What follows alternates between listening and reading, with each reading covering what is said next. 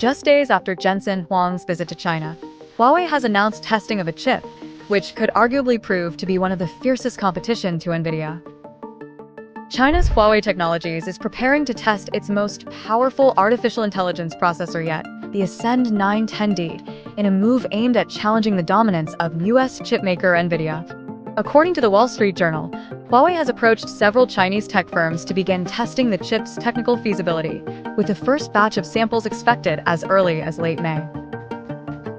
The Ascend 910D is intended to outperform Nvidia's H100 chip, which has been a benchmark in AI model training.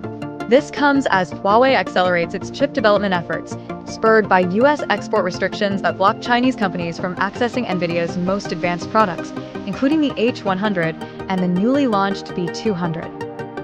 Huawei's progress is notable. Since the release of its first Ascend 910 chip in 2019, the company has moved swiftly through generations of AI processors. The current Ascend 910C achieves about 60% of the H100's inference performance, according to independent research. Now, with the 910D, Huawei aims to close the gap even further.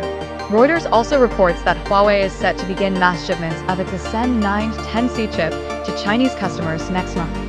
This underscores how geopolitical pressure has intensified China's drive toward technological self-sufficiency.